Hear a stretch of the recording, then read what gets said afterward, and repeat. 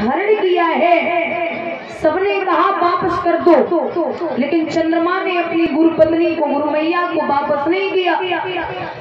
जब वापस नहीं किया तो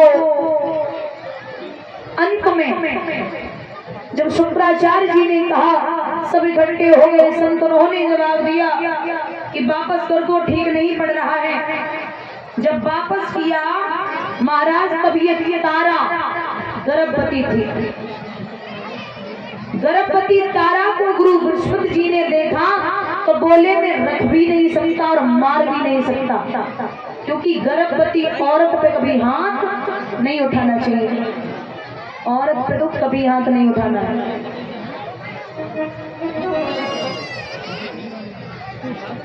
बोली जब ये तारा गर्भवती थी तो गुरु बृहस्पति जी ने कहा मैं आपको नहीं रखूंगा, निकाल दिया।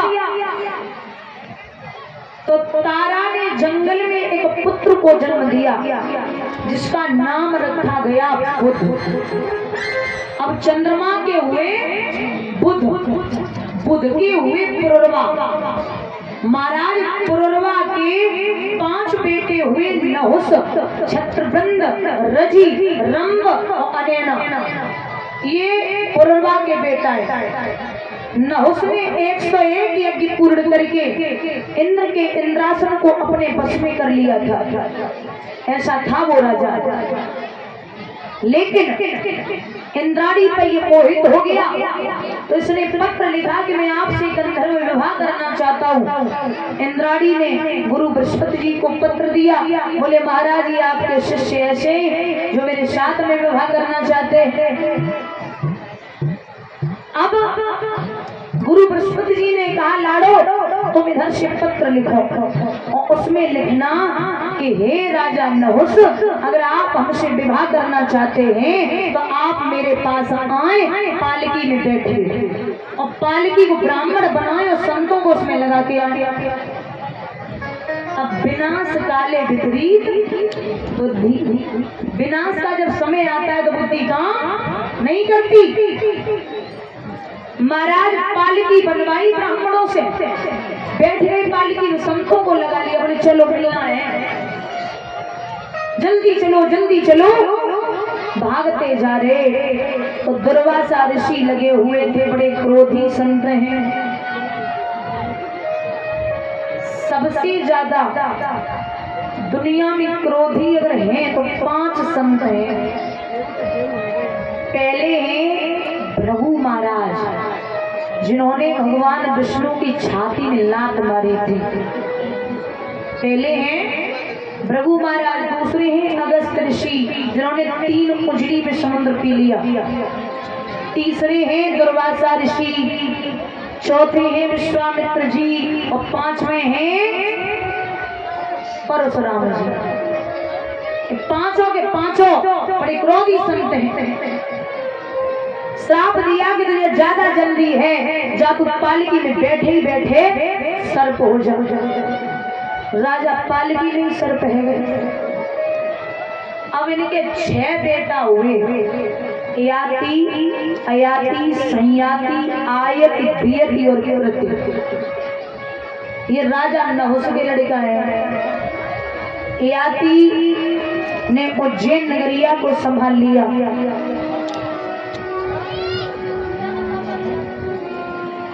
बड़ी खुशी है। इधर आ जाइए, वृषपर्वा नाम का राजा, उनकी बेटी का नाम था देवयानी, उनकी बेटी का नाम था शर्मिष्ठा और उनके गुरु है शुक्राचार्य, उनकी बिटिया को नाम है देवयानी। देवयानी और शर्मिष्ठा में बड़ी गहरी सलाह थी। जाए तो संग, खाएं तो संग, बातें करें तो संग, बैठे तो संग। ये भैया कैमरा गिर जाएगा, ये कैमरा।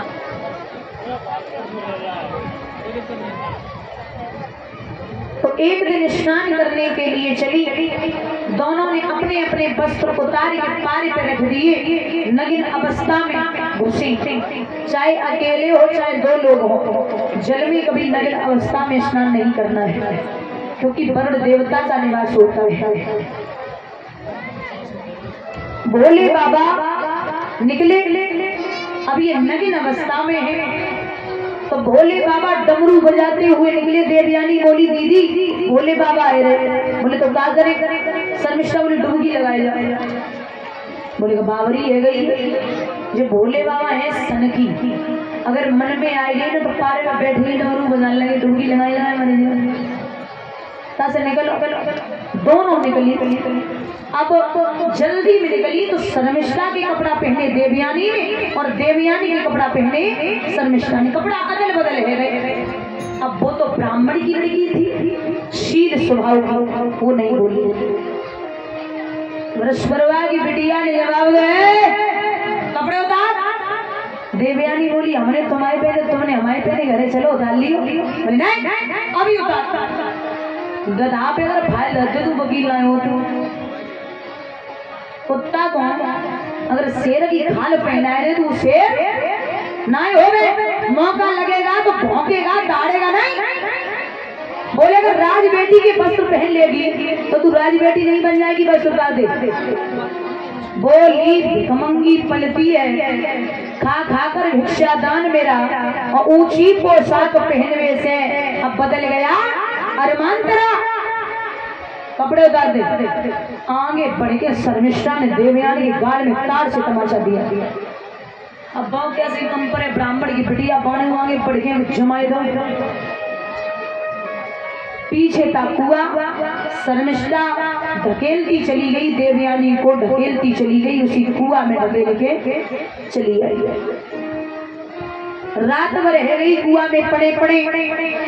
सुबह वही राजा याती शिकार खेलने के लिए निकले तो भैया घोड़ा की पैरने की आवाज जब देवयानी ने सुनी तो आवाज लगाई कौन हो? रुक जाइए महाराज। राजा ने घोड़ा रोको तो देखो कुआ में तो नवयुवती पड़ी हुई है। पीताम्बर डाल के बाहर निकालो बिटिया को। जवाब दो कौन हो? कुएं में कैसे आई? क्या नाम है? देवयानी बोली रुको रुको धीरे धीरे पूछो, सुनो।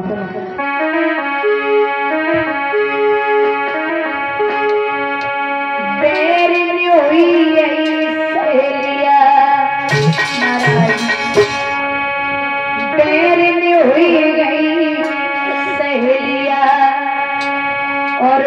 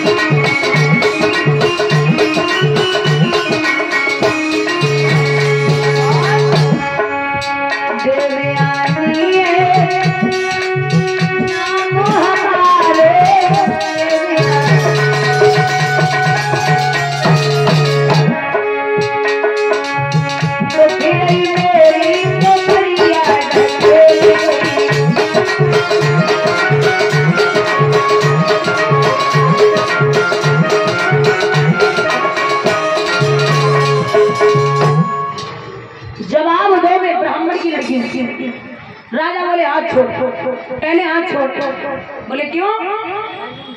बोले तू ब्राह्मण की लड़की है, मैं यादव वंश का हूँ, हाथ छोड़ दे। देवयानी बोली क्या बात है, यादव वंश के हो तो क्या बिगड़ी हो? बोले नहीं। देवयानी जवाब दो सुनो, जीवन में कबहू काऊ को हाथ ना पकड़ो, और अगर पकड़ लियो तो जीवन में छोड़ने वाले ना। राजा बोले छोड़ रही नहीं, छोड़ रही हाथ छोड़। बोले क्यों? बोले मैं यादव हूँ, यादव, और तू ब्राह्मण की लड़की है, तेरी मेरी शादी नहीं हो सकती। देवयानी बोली का स्टाम्प पेपर लिख के आया। बोले तो इनको पता है कि ब्याह है कि नहीं है? बोले हाँ। क्यों?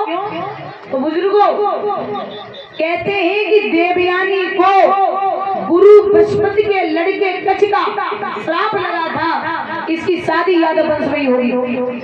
ये गुरु बृहस्पति का लड़का कच्छ शुक्राचार्य जी के यहाँ संजीवनी विद्या सीखने के लिए आया। तो ये दिखने में बहुत सुंदर था। देवयानी ने इसे देखा तो मोहित हो गई। कच्छ से कहा कि आप मेरे साथ विवाह कर ले। कच्छ ने कहा कि तू मेरे गुरु की लड़की है, मेरी पूजनीय है, मैं तेरे साथ विवाह नहीं कर सकता। देवयानी बोली अगर तुमने विवाह नहीं करो तो जितनी विद्या मेरे पिता ने तुम्हें सिखाई है सब छीन हो जाए। अब कच्छ के पास कोई भी विद्या नहीं बची, सब छीन हो गई। तो कच्छ ने श्राप दिया, जा देवयानी तुझे भी कोई ब्राह्मण शादी करके नहीं ले जाएगा, तू भी एक यादव के साथ में जाएगा। बोले हमें श्राप लगा है मेरी शादी यादव वंश में युवराज। बोले हमें छोड़ गई देख झटका मारो, वहां से निकले। तो देवयानी ने जवाब दो,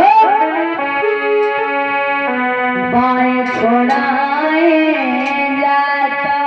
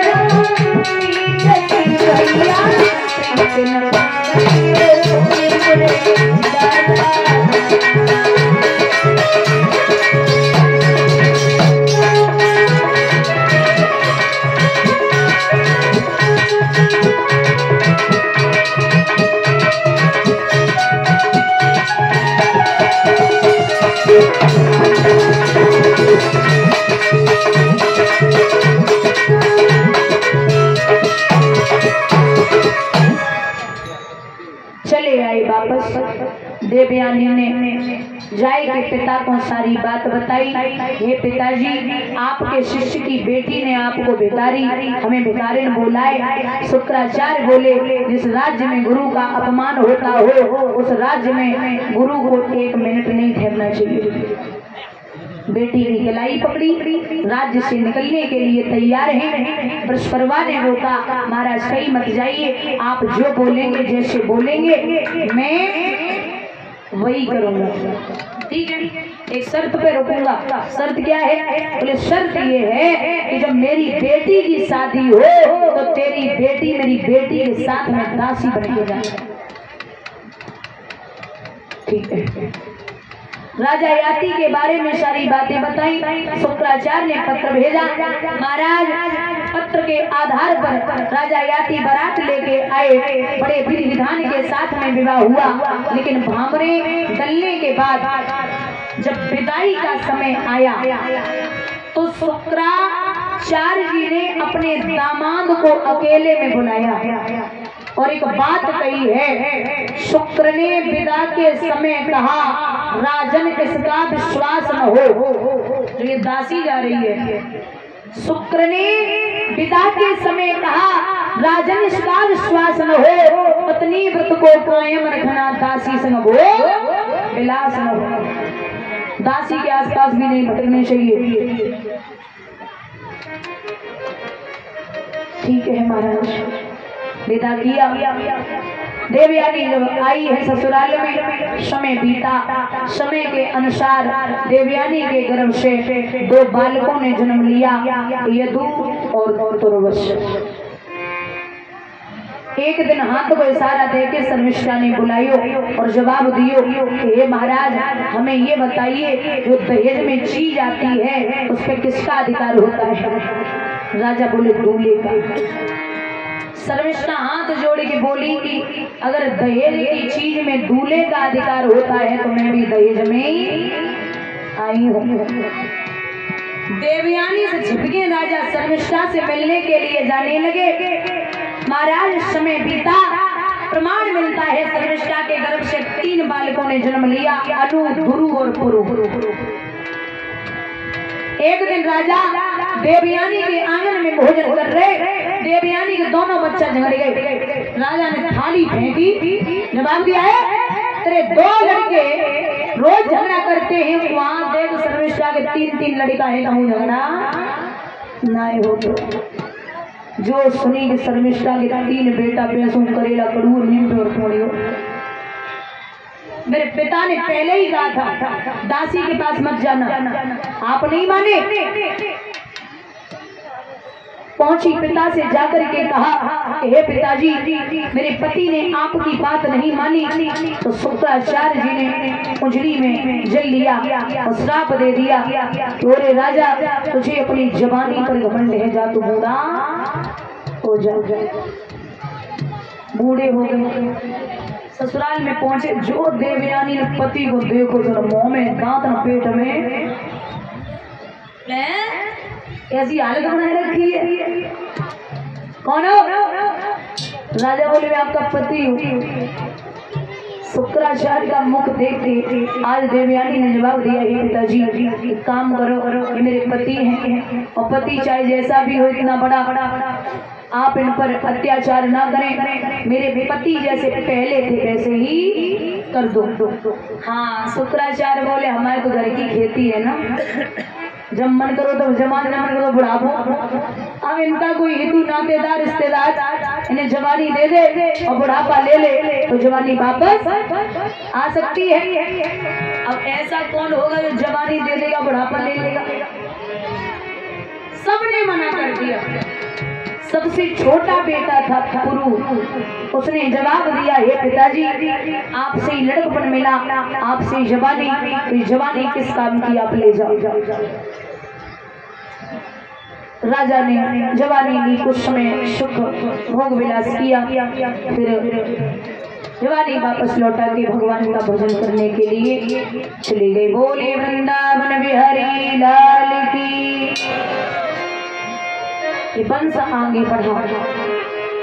इसी वंश में विदर्भ देश के राजाओं का वर्णन आता है। एक राजा हुए हैं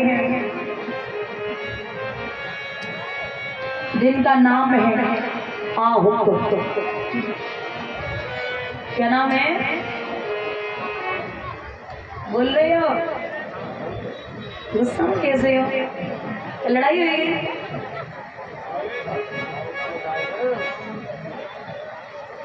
आस पास बैठो करो, थोड़े पास आओ।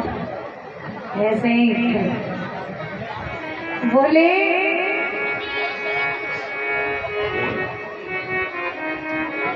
सीधे से हैं बच्चों,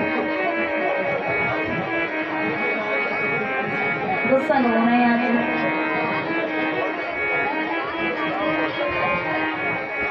महाराज एक राजा हुए आहुक।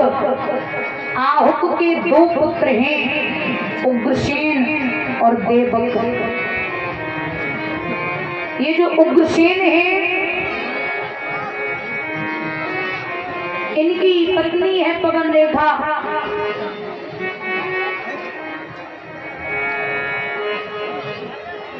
वैसे तो जो उग्रसेन है इनके पुत्र बताए जाते हैं जो कंस थे वो दुर्मिलिक नामक राक्षस से पैदा थे, लेकिन ये भागवत का प्रमाण है कि जो उग्रसेन है ये कंस अकेला नहीं था, ये 9 भाई हैं और 5 बहनें हैं। कंस 9 भाई 5 बहनें। कंस अब राक्षसी प्रवृत्ति का था तो उपद्रवी तो था। 5 वर्ष का हुआ तो गांव के बच्चों को खेलने के बहाने ले जाए, का गला घोंट दे, का धरती में दबोच दे। 11 साल का हुआ कोई महात्मा आए रे, बोले रास्ता बता मथुरा की, तो ले जाए कुआं में ढकेल दे, जिंदगी भर मथुरा में घूमो। 18 साल का हुआ, आपने देखा होगा जो बड़े घर के लड़का होते ना उनके पीछे 2-4 चिमचा लगे ही जाता है। और कंस तो राजा का लड़का। निवेदन है बुजुर्गों, चमचों से हमेशा सावधान रहना। चमचा आप जिस बर्तन में डालोगे ना वो बर्तन खाली करके ही बाहर निकलता है। चमचा आप जिस बर्तन में डालोगे जब बाहर आएगा तो बर्तन खाली करके ही बाहर आएगा। बोलिए गोविंद भगवान की। तो कंस पत्र भी था, पत्र वो बढ़ते जा रहे। बेटियों को परेशान किया, जो राज्य की लड़कियां हैं। उनके पिता राजा उग्रसेन के पास पहुंचे, बोले राजा का यही सुलूक, अपनी प्रजा को इस तरह का न्याय दे। उग्रसेन की आंखें छलक आई, बोले बेटियों की हालत किसने की है? आपके बेटा कंस ने। बुलाया जाए। कंस शराब के नशे में धुत। बोला कहिए बूढ़े बाप क्या बात है? उग्रसेन बोले क्यों रे, इन लड़कियों की हालत तूने की है? कंस बोला हाँ हमने की है, कोई कमी रह गई?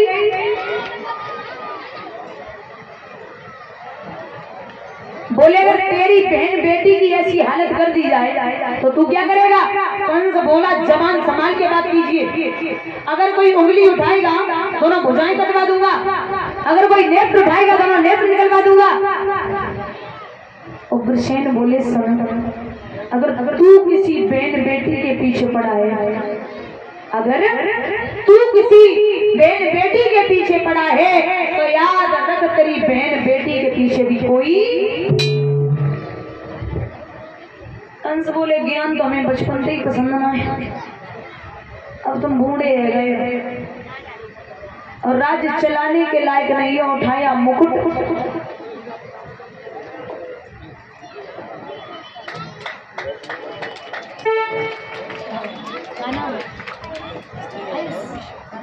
पापा का नाम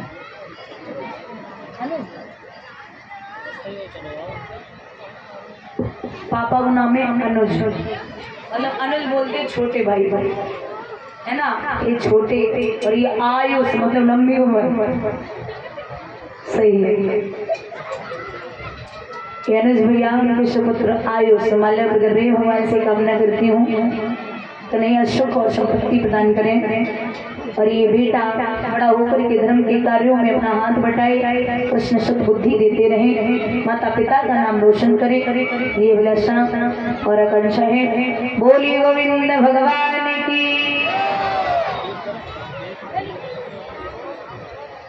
भैया उठाया मुकुट पिता के सर से और अपने सिर पे धारण कर लिया। कंस मथुरा नगरिया का राजा बन गया। बड़ी बुरी दशा है, उपद्रव बढ़ रहे हैं। पिता को काल कोठरी में डाल दिया, हथकड़ी बेड़ियां जंजीर में डाल दी। बाबा चौपाई में लिखते हैं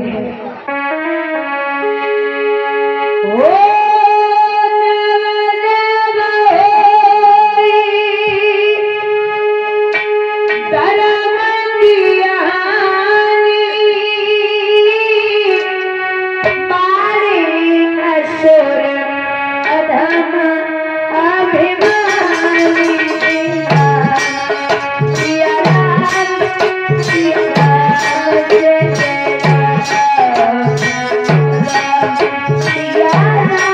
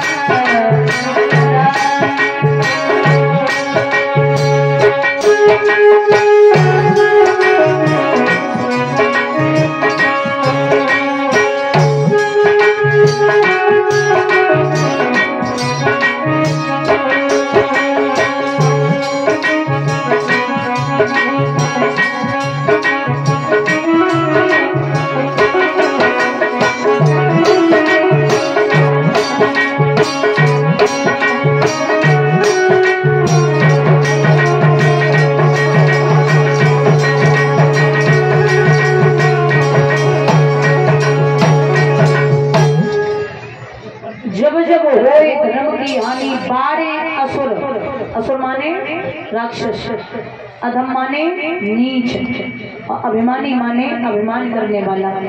जब ये बढ़ जाते हैं तभी भगवान अवतार लेते हैं। वेदों के शफे अगिन में थे, शास्त्रों की खोज हो रही थी, और पृथ्वी मैया गैया बनकर ब्रह्मा के पास रो रही थी। सभी परेशान। तो भगवान ने देवताओं से कहा कि तुम भी जाओ भूमि पर, धरो यादवी रूप, हम आएंगे भूमि पर बन के यादव रूप। मैं मैया देवकी के गर्भ से अवतार धारण करूंगा। विदा किया। महाराज कंस की एक चचेरी बहन है जिसका नाम है देवकी, जिसे कंस प्राणों से ज्यादा प्यार करता है। उसकी शादी शूरसेन के पुत्र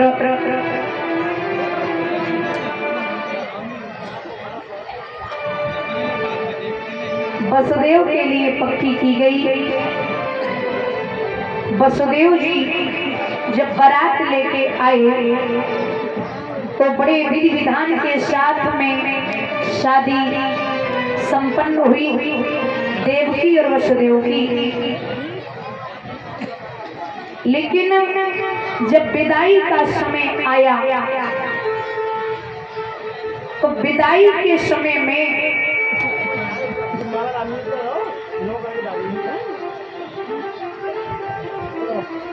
आपने बोला है करके जाओ।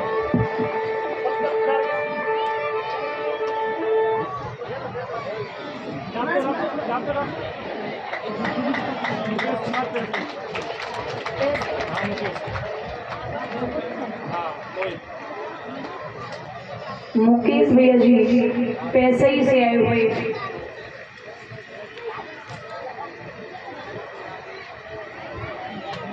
माल्य अर्पण कर रही, भगवान सुख और संपत्ति प्रदान करें, ठाकुर जी का आशीर्वाद प्राप्त हो, धन के भंडार गोविंद भरते रहे, माला भगी भगवान माला माल बनाए रखे। ये विलासा और आकांक्षा है। पुली कन्हैया लाल की। तो जब विदाई का समय आया तो कंस अपनी बहन को विदा कर रहा है, तो बहन भैया के गले में भैया डाल के बोली है, वीरन एक बात बता। कहा गाय को पठे रही विदेश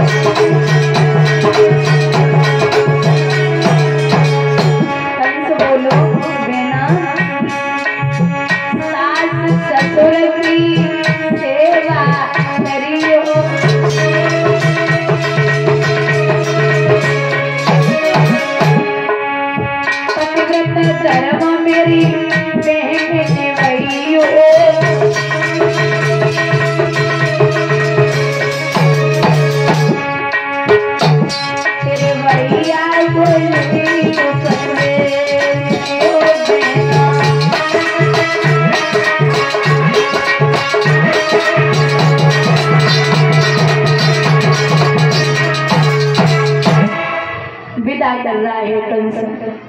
रथ में देवकी जा रही है, पीछे से एक रसाला है और बाकी पीछे कंस राज वसुदेव कुमार का साला है। दास दासियां नौकर चाकर हीरे मोती सोना चांदी सब दिए, लेकिन जब विदा कर रहा था अचानक आकाशवाणी होने लगी और आकाशवाणी ने जवाब दिया कि कंस कंस मत फूल बहुत, ये फूल बहुत को मिलाएगा और इसके 8वें गर्भ वाला देवों का मान बढ़ाएगा। जिस बेन देव की कोई तरी उत्साहित से ले जाता है, इसी के काले पर्दे पर अब काल तेरा मुस्कुराता है। जिसे प्रेम से लेके जा रहा है, इसका 8वां बच्चा तेरा काल होगा। कंस तो परेशान हो गया, बोले जिसे जान से ज्यादा प्यार किया, इसका 8वां बच्चा मेरा काल है। मैं उस बांस को ही नहीं रखूंगा जिससे बांसुरी बन जाए, मैं बहन को ही नहीं रखूंगा जिससे बच्चा पैदा हो जाए, मार दूंगा।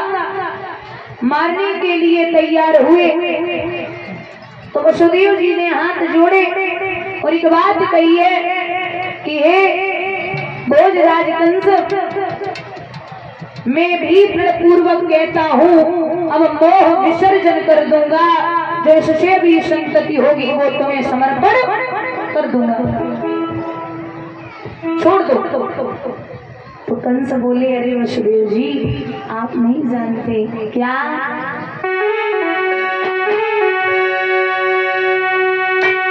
कैसे तेरे हम प्रेम में, वसुदेव जी कैसे तेरे हम प्रेम में और जब जिंदगानी कैसे तेरे हम प्रेम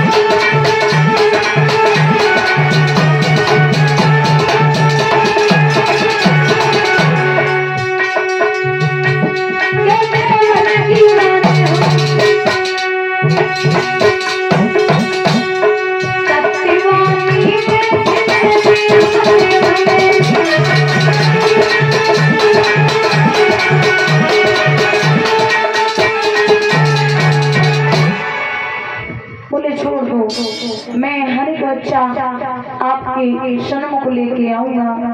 छोड़ दिया, लेकिन ससुराल में जाने वाली बहना आज जेलों की हवा खाने लगी। पहुंची जेल में, समय बीता, पहला पुत्र उधर में आया। भैया जब पहला पुत्र हुआ जिसका नाम रखा गया कीर्तिमान, उसे वसुदेव जी लेकर के चले कंस के पास में। कंस ने जैसे उस मांस के लोथड़े को देखा तो दया आ गई, छोड़ दिया। पुलिस ने मेरा कुछ नहीं बिगाड़ा, मेरे तो काल 8वां है, पहले बालक का क्या करूंगा, छोड़ दिया। लेकिन देवता अगर सोचने लगे कि अगर कंस ऐसे ही छोड़ता गया तो मेरे भगवान को आने में देरी हो जाएगी, इसलिए जाकर के बाबा नारद को भेजा। भोजराज कंस के सामने पहुंचे तो कंस गद्दी से नीचे उतरा। नमो नमो निरंजन नमस्कार गुरुदेव वंदनम पारणा। आइए प्रभु, बड़ी कृपा की है, दास के दरवाजे पर पधारे हो। और नारद बोले बात बता। बोले क्या? बोले वो बहन की विदा हुई थी, आकाशवाणी हुई थी। बोले हाँ हुई थी ना। बच्चा कहाँ है? बोले वो तो वापस भेज दिया। बाबा नारद बोले अरे बाबा रे, जब चतुर चूकता है ना तो 3 ठोकरें खाता है। बोले क्यों महाराज? एक फूल निकाला जिसमें 8 पंखुड़ी हैं और जवाब दिया कि पहले से गिनना शुरू कर रहे। हर एक पंखुड़ी को बाबा नारद ने 8वां बना दिया। बोले ये बता, जब हर एक पंखुड़ी 8वीं होती चली जा रही है तो हर एक बच्चा भी 8वां हो सकता है, पहले से ही मारना शुरू कर दे। बाबा नारद तो चले गए। कंस वहां से भागा। बहना स्तनपान करा रही थी, बच्चे को छीन लिया, लाओ बहुत प्यार कर लिया। 3 बार हवा में घुमाया, दीवार में मारा है, मांस की बोटियां बिखर गई। कंस पैर पटकता हुआ चला गया। अब पहला बालक है, मैया ने सीधे मांस को इकट्ठो करो, इकट्ठो करके बाबू झोली में भरो। अब मांस पे मुंह रख के बोली है लाला, मैंने खोई दो पाकर किसी को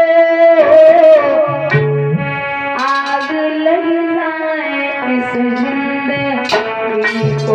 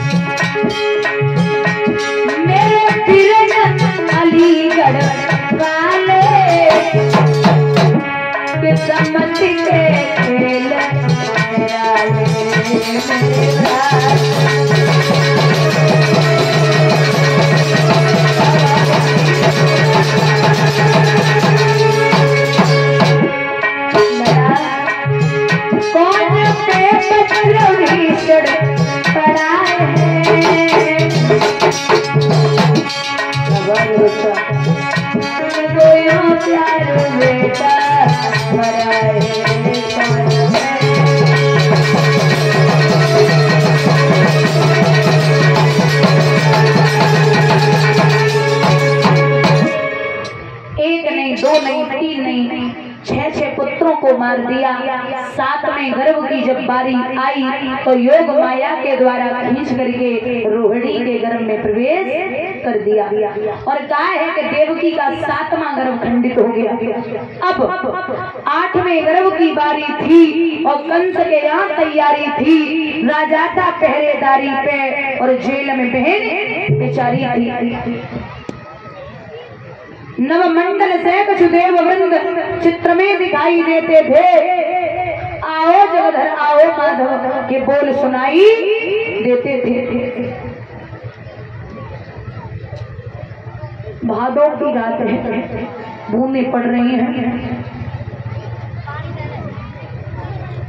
महाराज जहाँ 2 पहरेदार वहाँ 4, जहाँ 4 थे वहाँ 8, जहाँ 2 दूतियां वहाँ 4, कड़ा पहरा लगा हुआ ऐसा कि जब से सुनी है मरनाड़ी अब कंस की जान के लाले पड़िए बंद जेल में ताले पड़िए।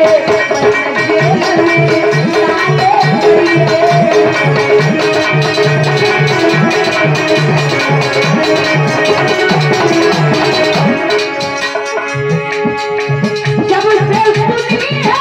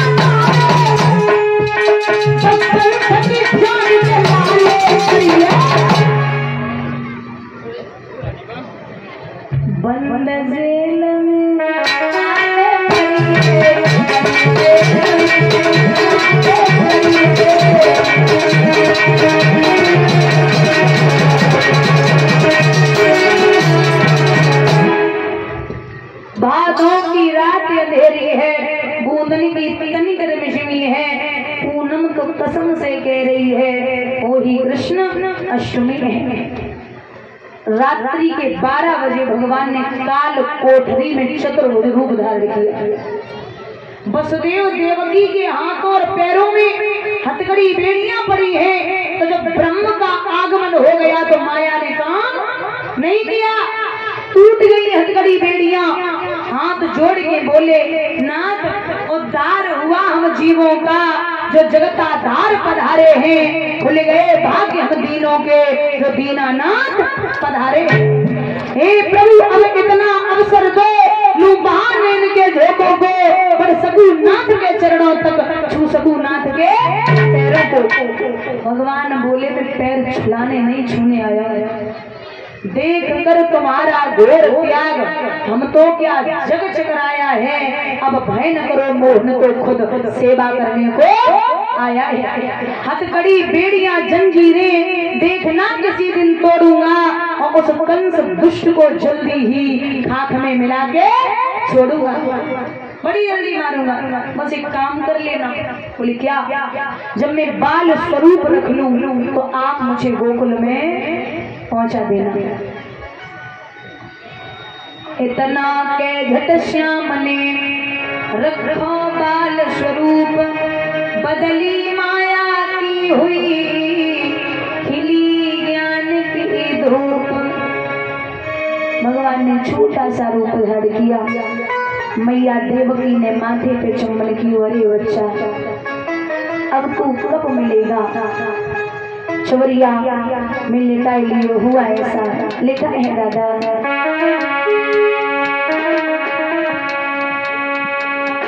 भादों की रात काली धूपी रे,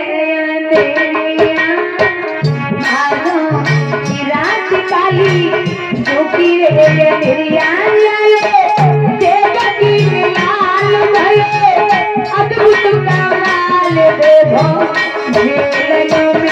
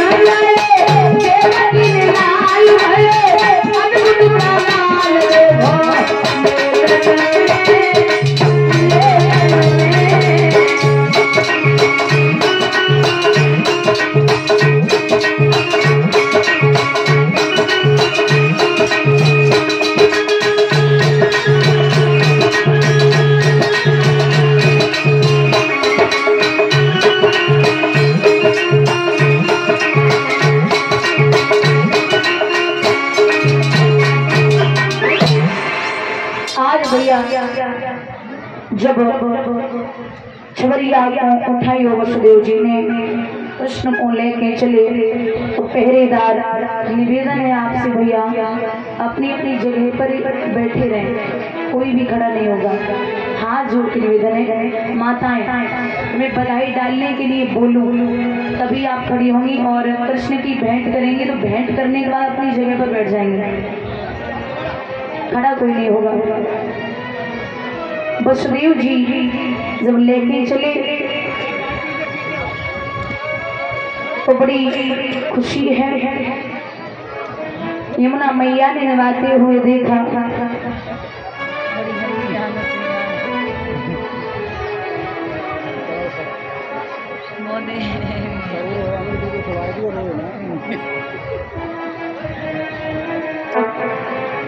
आज भैया यमुना मैया ने देखा तो फाइनली आवत देखो बस अचक छड़ी आई रसिया।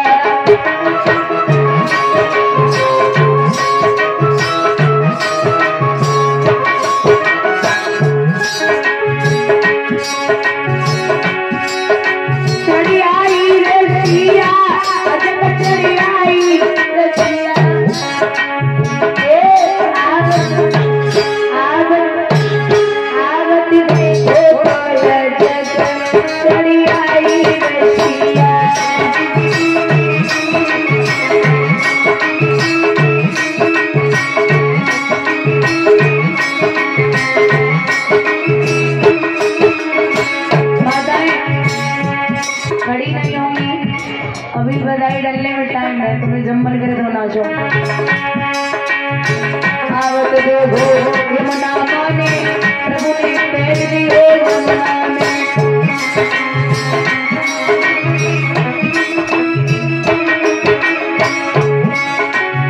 छुए पैर जब ही मैया ने यमुना वही निशान।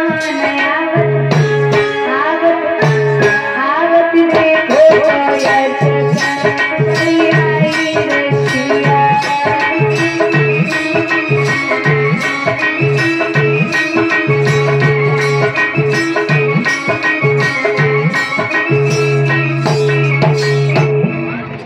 यमुना मैया ने महाराज शरण स्पर्श की निपान हुई। वहां जाए कि जो योग माया भगवान से 2 घड़ी छोटी थी उसे उठाया और कृष्ण को लेटा दिया। वसुदेव जी जब लेके वापस आए तो रास्ता भर तो नाय रोई और जैसे जेलन में आई है रोना शुरू कर दिया। जब रोना शुरू किया कंस को खबर लगी महाराज छोरा नाय छोरी वही है।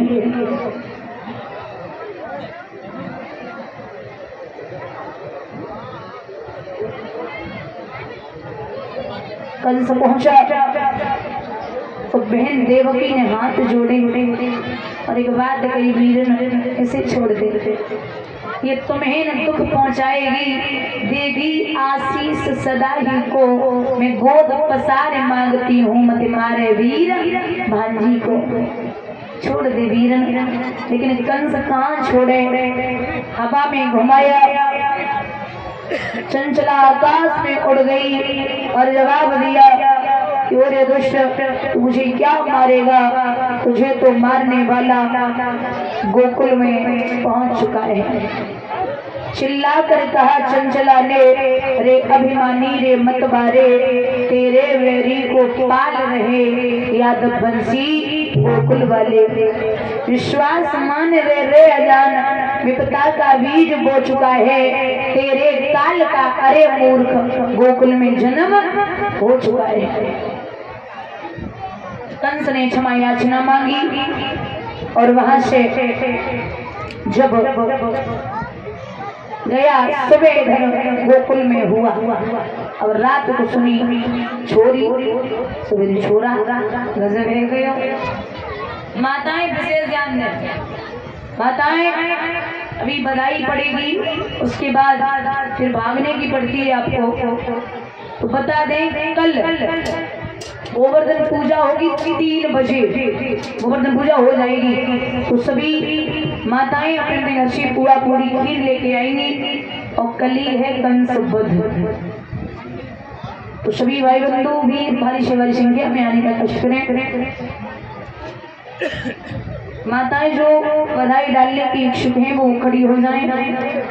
आज नंद की एक बहन है सुनंदा, वो बधाई लेके आई। जवाब दो भाभी। नंद घर आनंद भये कन्हैया लाल की।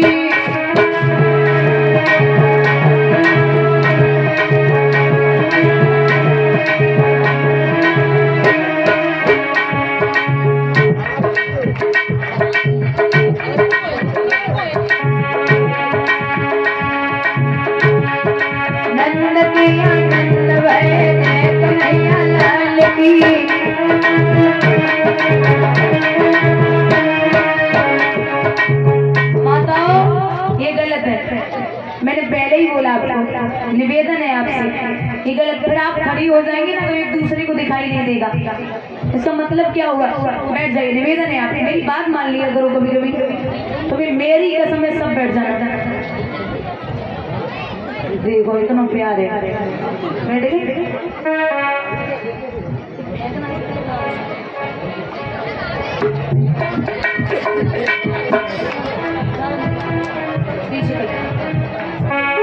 नंद के आनंद भये कन्हैया लाल की।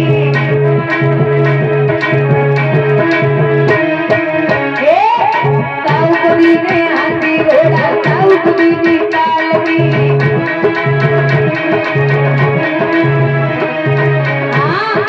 नंद के आनंद भये कन्हैया लाल की।